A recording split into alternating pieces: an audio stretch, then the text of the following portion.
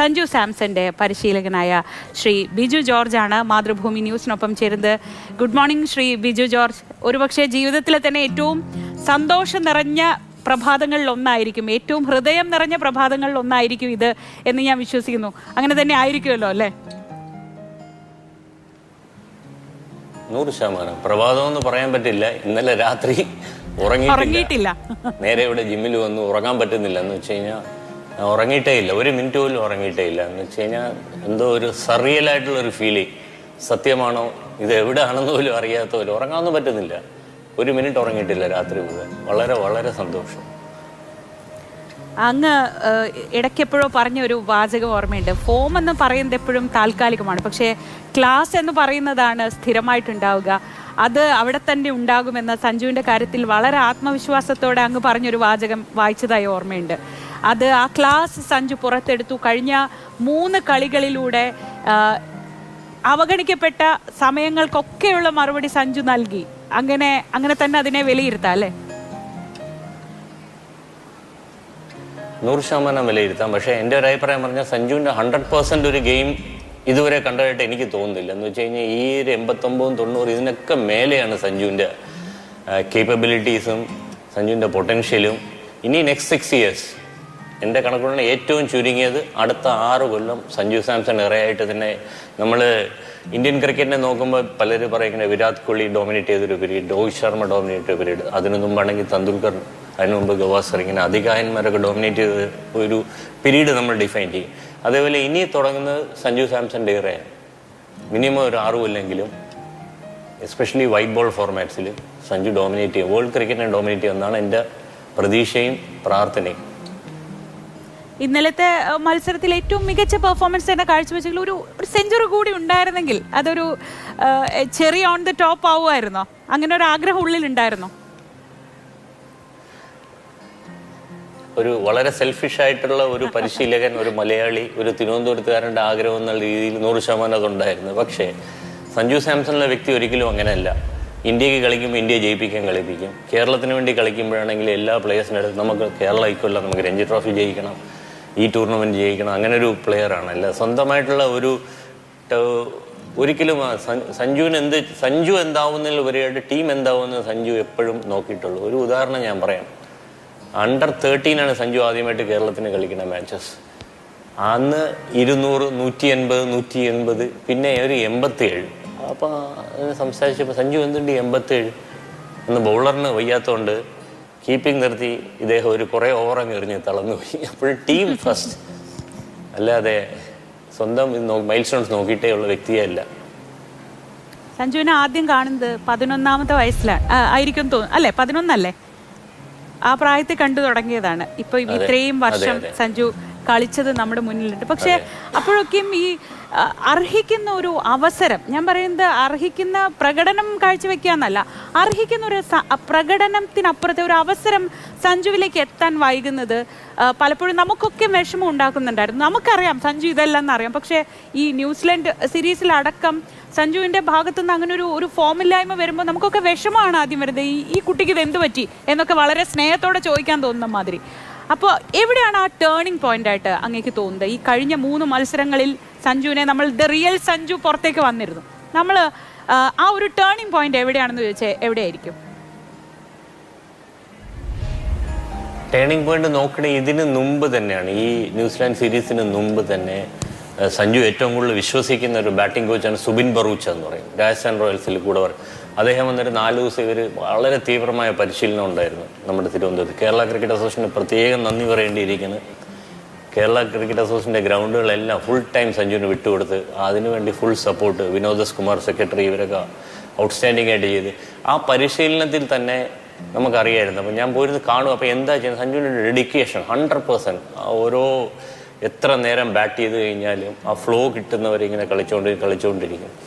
അപ്പം New Zealand series വന്ന് 3 failure, അതും വളരെ മോശമായ രീതിയിൽ നമ്മളെല്ലാം തകർന്നു പോയി. പക്ഷെ എന്നാലും അറിയാം, എന്താ പറയുന്നത്, ഒരു കനലുണ്ടെങ്കിൽ ഇല്ലേ അതെന്താണേലും അത് കത്തും, അത് ഉറപ്പാണ്. ഒരു അവസരം വന്നു, അതോടുകൂടി നെക്സ്റ്റ് ലെവലിൽ പോയി സഞ്ജു. ആ ഒരു സമ്മർദ്ദം അങ്ങ് തന്നെ പറഞ്ഞിരുന്നു. ഇഷാൻ കിഷന്റെ ഫോം ഉണ്ടാക്കുന്ന ഒരു ചെറിയ പ്രഷർ. സഞ്ജുവിനെ നമുക്കറിയാം, സഞ്ജു മറ്റുള്ളവരുടെ വിജയത്തിലും എപ്പോഴും സന്തോഷം കാണുന്ന ഒരാളാണ്, അല്ലെങ്കിൽ അത് ആഘോഷിക്കുന്ന ഒരാളാണ്. അപ്പോൾ പോലും ഒരു പ്രഷർ ഫാക്ടർ എവിടെയൊക്കെയോ സഞ്ജുവിൽ ഉണ്ടായിരുന്നു എന്ന് താങ്കളെ പോലുള്ളവരും വിലയിരുത്തിയിട്ടുണ്ട്. ആ പ്രഷറിനപ്പുറത്തേക്ക് കടക്കാൻ കഴിയുന്നത് ഇപ്പോൾ ഇന്നലെ സഞ്ജു അവസാനം സംസാരിക്കുമ്പോൾ പറഞ്ഞു സച്ചിൻ ടെണ്ടുൽക്കറുമായിട്ട് സംസാരിച്ചത്, അല്ലെങ്കിൽ അദ്ദേഹം കൊടുത്ത ഒരു സപ്പോർട്ടിനെ കുറിച്ചൊക്കെ പറഞ്ഞു. അങ്ങനെ പഠിക്കുന്നതിൽ അത് സമ്മർദ്ദം ഒഴിവാക്കുന്നത് അടക്കം എല്ലാം പഠിക്കേണ്ട കാര്യങ്ങളാണല്ലോ. അതിൽ എത്ര നല്ലൊരു സ്റ്റുഡൻ്റാണ്, എത്ര നല്ലൊരു ലേണറാണ് സഞ്ജു? നമ്മൾ സ്പോർട്സിനെ കുറിച്ച് നമ്മൾ ചിന്തിക്കുകയാണെങ്കിൽ തന്നെ സ്പോർട്സ് ഒരു വ്യക്തിയെ എപ്പോഴും പഠിപ്പിക്കുന്നത് പരാജയം എങ്ങനെ ഹാൻഡിൽ ചെയ്യുക എന്നുള്ളതാണ്. നമ്മുടെ ഒരു ട്രെയിനിങ് സെഷനിൽ, ഇതിപ്പോൾ ഞാൻ ഇപ്പോൾ ജിമ്മിലാണ്, നമ്മുടെ ഒരു ട്രെയിനിങ് സെഷനിൽ ഇപ്പോൾ നമ്മുടെ ഫിറ്റ്നസിൻ്റെ സെഷനാണെങ്കിലും ടെക്നിക്കൽ സെഷനിലാണെങ്കിലും ഒരിക്കലും ഒരു പ്ലെയർ എല്ലാ സെഷനും ജയിച്ചു വരില്ല. അത് ഞാൻ ഈ സെഷൻ 100% ചെയ്യുമെന്ന് പറയില്ല. നമ്മളവിടെ ഫെയിൽ ചെയ്യും. ഇപ്പം നെറ്റ്സിൽ ബാറ്റ് ചെയ്യുകയാണെങ്കിൽ ഒരു 3 ബോൾ ഔട്ടായെന്നിരിക്കും. അപ്പോൾ ഈ ഔട്ടായ ബോളിനെ കുറിച്ച് ചിന്തിക്കാതെ ഞാൻ എങ്ങനെ ഔട്ടായി, അതിൽ നിന്ന് ഞാൻ എന്ത് ചെയ്യാം, അതിൽ നിന്ന് എന്ത് പഠിക്കാം, അത് ഉൾക്കൊണ്ട് മുന്നോട്ട് പോകുമ്പോഴാണ് പ്ലെയർ ഒരു എലൈറ്റ് പ്ലെയറായിട്ട് മാറുന്നത്. സഞ്ജു സാംസനെ സംബന്ധിച്ചോളം ഈ വന്ന ഫെയിലിയേഴ്സ് അവൻ്റെ ലൈഫിലെ ഏറ്റവും ബെസ്റ്റ് ഇൻവെസ്റ്റ്മെൻ്റ് ആയിട്ട് ഞാൻ കണക്കാക്കണം. എന്ന് വെച്ചാൽ ആ ഫെയിലറിൽ നിന്ന് സഞ്ജു ഒരുപാട് പഠിച്ച്, ആൾക്കാരെ പഠിച്ച്, വ്യക്തികളെ പഠിച്ചു, എന്ത് റിലേ ചെയ്യാൻ പറ്റും, സ്വന്തമായിട്ടുള്ള വിശ്വാസം കൂടി. അതിനുശേഷം ഈ പെർഫോമൻസ് വന്നു കഴിയുമ്പോഴില്ലേ, നമ്മളൊരു വളരെ ലോ കഴിഞ്ഞാൽ വളരെ ഹൈസിനെ നമുക്ക് അപ്രീഷിയേറ്റ് ചെയ്യാൻ പറ്റുള്ളൂ. ഇത് ടേണിംഗ് പോയിന്റ് ആണ്. Definitely we are going to see the best of Sanju Samson in the coming years. ഇന്നലത്തെ മത്സരം കഴിഞ്ഞപ്പോൾ നമുക്കൊക്കെ വലിയ സന്തോഷമായിരുന്നു. ആ ഒരു ആധികാരിക ജയം, അത് വെറുതെ ഒരു എങ്ങനെയെങ്കിലും ജയിച്ചു പോരുകയും അല്ല ചെയ്തത്. ഹോം ഗ്രൗണ്ടിൽ എത്ര റെക്കോർഡുകളുണ്ട്. ഒരു ആതിഥേയ രാജ്യം കിരീടം സ്വന്തമാക്കുന്നു, തുടർച്ചയായ കിരീടം സ്വന്തമാക്കുന്നു, വൈറ്റ് ബോളിലെ ഏറ്റവും നല്ല സ്കോർ, അങ്ങനെ ഒരുപാട് റെക്കോർഡുകളും കൂടിയുണ്ട്. അപ്പോൾ ആ ഒരു കംപ്ലീറ്റ് വിക്ടറി എന്ന് തന്നെ താങ്കൾ വിശേഷിപ്പിക്കുമോ ഇന്നലത്തെ വിജയത്തെ? പക്ഷേ ഒരു ഫൈനലിൻ്റെ ഒരു പ്രതീതി തീർച്ചയായിട്ടും എന്താ പറയുക, നമ്മളൊരു ക്രിക്കറ്റ് കാണാനിരുന്ന ഒരു മാച്ചിന് ഒരു ഫൈനലിൻ്റെ പ്രതീതി ഇല്ലായിരുന്നു. ഇന്ത്യ ജയിച്ച് തീർച്ചയായിട്ടും സന്തോഷമാണ്. ഡൗൺ ദ ലൈൻ എന്ന് പറയുന്നത് ഇപ്പോൾ വിമൻ ടീമിനെ കുറിച്ച് പറയുമ്പോഴത്തന്നെ ഇന്ത്യയുടെ എ ടീമും ബി ടീമും ഒരു വേൾഡ് കപ്പ് ടൂർണമെൻറ്റിൽ ഇറങ്ങിക്കഴിഞ്ഞാൽ 2 ഫൈനൽസിൽ വരുമെന്ന് പറയുന്ന പോലെ ഇന്ത്യയുടെ ബെഞ്ചിലിരിക്കുന്ന പ്ലേയേഴ്സിനെ, ഇന്ത്യക്ക് കളിക്കാൻ അർഹിക്കപ്പെട്ട് വെളിയിരിക്കുന്ന പ്ലേയേഴ്സിനെ വെച്ച് ഒരു 11 ഉണ്ടാക്കിയാലും വേൾഡ് കപ്പിൻ്റെ സെമി വരുന്ന എത്ര ക്വാളിറ്റി ഇന്ത്യൻ ക്രിക്കറ്റിലുണ്ട്. അത് BCCI കഴിഞ്ഞ കൊല്ലങ്ങളിലായിട്ട് BCCI അതിൻ്റെ ഘടകങ്ങൾ, അവരിട്ട എഫർട്ട്, നാഷണൽ ക്രിക്കറ്റ് അക്കാഡമിയിലെ ട്രെയിനിങ്ങിൻ്റെ പ്രോഗ്രസ്, കോച്ചസിനുള്ള ട്രെയിനിങ്, ഓരോ സ്റ്റേറ്റ് അസോസിയേഷനും. കേരള ക്രിക്കറ്റ് അസോസിയേഷൻ കഴിഞ്ഞ രഞ്ജി ട്രോഫി ഫൈനലിസ്റ്റാണ്.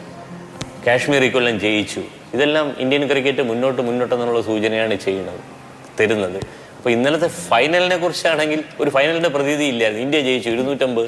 ഞാൻ ആദ്യത്തെ ഒരു 7 ഓവർ കഴിഞ്ഞപ്പോൾ ഞാൻ എൻ്റെ മനസ്സിൽ കണക്കൂട്ടി കഴിഞ്ഞാൽ ഇത് 280-300 അടിക്കുമല്ലോ എന്നുള്ളതായിരുന്നു. പക്ഷെ അപ്പോഴും നമ്മൾ സച്ചിൻ ഔട്ടായാൽ പിന്നെ ടീമിലുണ്ടാവുന്ന ഒരു ആത്മവിശ്വാസക്കുറവ്, അല്ലെങ്കിൽ പിന്നീട് ഒരു വീഴ്ച ഉണ്ടാവാറുണ്ട്. അതുപോലെയായിരുന്നു സഞ്ജു പോയി കഴിഞ്ഞപ്പോൾ പിന്നെ പട വിക്കറ്റുകൾ പോകുന്നു. ഗൗതം ഗംഭീർ കുറിച്ച കാര്യം വളരെ ശ്രദ്ധേയമാണ്. സഞ്ജു ആരെയെങ്കിലും പോലെയല്ല, സഞ്ജു തന്നെയാണ് എന്ന് ഗൗതം ഗംഭീർ ആ എഴുതിയ കുറിപ്പ് ഒരു വരിയായി കണ്ടു.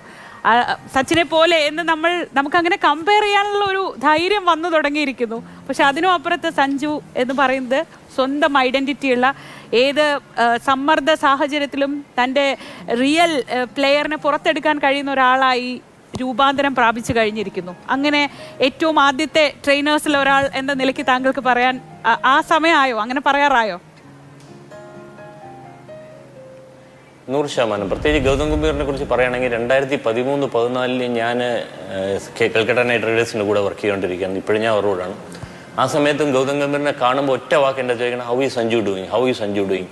2013-14 ഇദ്ദേഹം, അതുപോലെ ബൽവിന്ദർ സിംഗ് സന്ധു, ഇങ്ങനത്തെ പ്ലേയേഴ്സ്, വലിയ പ്ലേയേഴ്സ് പറഞ്ഞിട്ടുണ്ട് സഞ്ജു ഒരു ലെജൻഡറി ക്രിക്കറ്റ് ആകാൻ പൊട്ടൻഷ്യലുള്ള പ്ലെയറാണ്, വീഴാൻ സമ്മതിക്കരുത്, അവൻ എന്തായാലും ഏറ്റവും മികച്ച പ്ലെയറായിട്ട് മാറുമെന്നുള്ള അവരുടെയൊക്കെ അവർ ഇത്രയും പ്ലേയേഴ്സിനെ കണ്ടിട്ടുള്ള, ഇത്രയും ഇൻ്റർനാഷണൽ പ്ലേയേഴ്സ് കണ്ടിട്ടുള്ള പ്ലേയേഴ്സ് 2010, അതായത് ഇന്നേക്ക് തിരിഞ്ഞു നോക്കുമ്പോൾ 13 കൊല്ലം മുമ്പ് പറഞ്ഞൊരു കാര്യം ഇന്നലെ യാഥാർത്ഥ്യമാവുമ്പോൾ അതൊരു യാത്രയുടെ തുടക്കമാണെന്ന് നമുക്ക് പറയാം. 100%. 11 വയസ്സിൽ കണ്ട അങ്ങും ഗൗതം ഗംഭീറും ഇന്നലെ കളി കണ്ടവരും എല്ലാം ഒരേപോലെ പറയുന്നു, സഞ്ജു പുറത്തേക്ക് എത്തിയിരിക്കുന്നു. ആ ഷെല്ലിന് പുറത്ത് യഥാർത്ഥ സഞ്ജു സാംസൺ എത്തിയിരിക്കുന്നു. ആ സന്തോഷം പങ്കുവെക്കുകയായിരുന്നു സഞ്ജുവിൻ്റെ ഏറ്റവും ആദ്യത്തെ പരിശീലകരിൽ ഒരാളായ Shri Biju George. Thank you so much sir, ഞങ്ങളോടൊപ്പം ചേർന്നതിനും ഈ സന്തോഷം പങ്കുവെച്ചതിനും.